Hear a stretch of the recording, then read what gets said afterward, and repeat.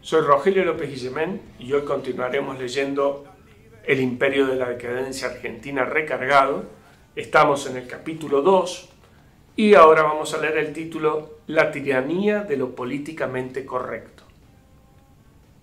Durante décadas, las escuelas, las universidades y los medios de comunicación han instalado en el subconsciente de los individuos una serie de conceptos que delimitan el espacio en el que uno puede pensar. Este espacio, fuera del que no nos imaginamos llegar a admitir una opinión, este espacio es el territorio de lo políticamente correcto. Lo efectivo y absolutamente sobresaliente de este límite invisible, de este cerco ambiguo y vago que rodea nuestros pensamientos, es precisamente que no se puede identificar con claridad su presencia. Es por ello que no se puede cuestionar en forma puntual. Pero además, este corralito tiene otro secreto, otra característica que lo hace único. El guardián que cuida que ningún pensamiento salga de ese límite es el propio prisionero. Uno mismo es su propio vigilante, brillante. Es brillante porque no existe en el mundo nada más efectivo para esclavizar al hombre que esclavizar su mente. Nada es más efectivo que convertirlo a él mismo en su propio custodio.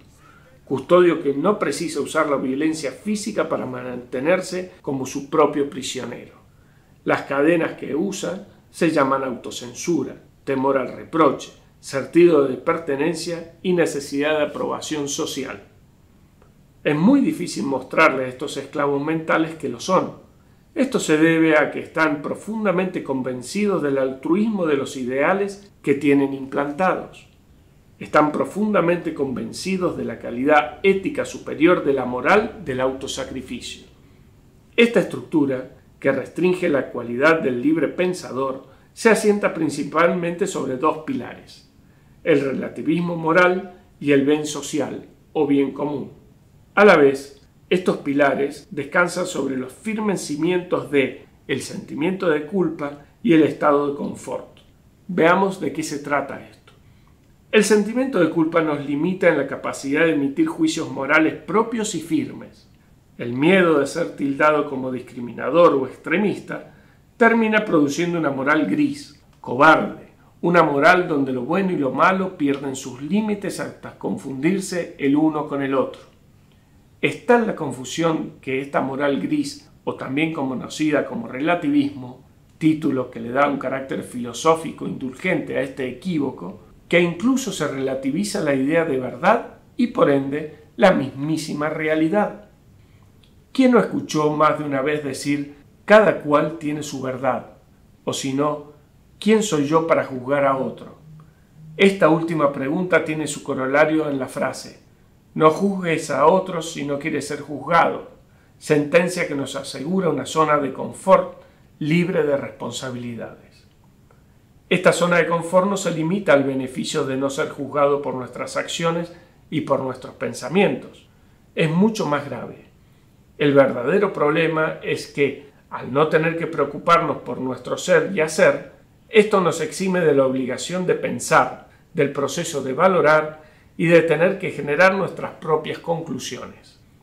Libertad, igualdad y fraternidad son los tres principios fundamentales que le permitieron al individuo ser dueño de su destino, tener los mismos derechos que sus congéneres y vivir en armonía, o sea, respetar y ser respetado por el prójimo. El orden en el que se nombran estas tres palabras no es accidental, es esencial. El posmodernismo entendió que el poder de estos tres principios era imbatible, y con un giro dialéctico, maquiavélicamente brillante, invirtió el orden de consideración de los mismos, hecho que parece un ingenuo descuido, pero que dista mucho de serlo. Al colocar a la fraternidad, solidaridad, como primer principio, el interés del hombre queda supeditado a los intereses de la sociedad, y como la sociedad es una entidad abstracta que no tiene intereses per se, un puñado de burócratas gobernantes definen cuáles son esos intereses, pues son ellos y solo ellos los únicos iluminados capaces de saber cuál es ese bien común. Para poder alcanzar esa fraternidad, ese teórico bien común, que no es otra cosa que el que todos seamos idénticos, sin peores ni sobresalientes, nadie más abajo y por consiguiente nadie más arriba, debemos hacer que todos seamos iguales. Suena muy bien, ¿no? Todos iguales. Suena incluso hasta justo. El problema de este espíritu de hermandad es que para que todos seamos iguales, se nos debe tratar a todos distintos. O sea, el que tiene más dinero debe darle al que tiene menos. El que se saca un 10 en la escuela debe ser rebajado. Esto se logra aboliendo el sistema de calificaciones y bajando el nivel de exigencia para que todos sean aprobados.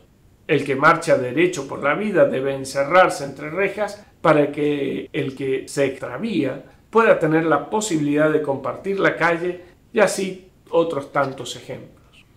Una muestra de esta discriminación mala vida la dio la fiscal Mónica Cuñaro, quien expresó que es señero en considerar como agravante de las penas altas condiciones culturales, educativas y sociales de los imputados. Es un fallo novedoso, me siento satisfecha.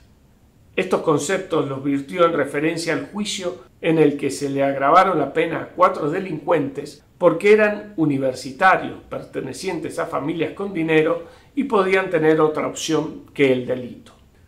La pregunta es, ¿cómo buscan los posmodernistas, mezcla de relativista moral e igualitarista, alcanzar esta igualdad platónica? Simple, poniéndole una mochila más pesada al más fuerte, atándole los pies al más rápido, limitando con la currícula de la educación al más inteligente, exigiéndole más a los mejores y más esforzados para que ayuden a sus hermanos de especie.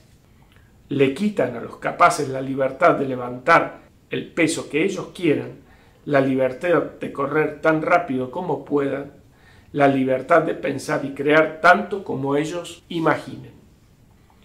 Desde muy pequeño te bombardean con la idea de que la fraternidad, también llamada solidaridad, es lo más importante, el más sublime valor humano.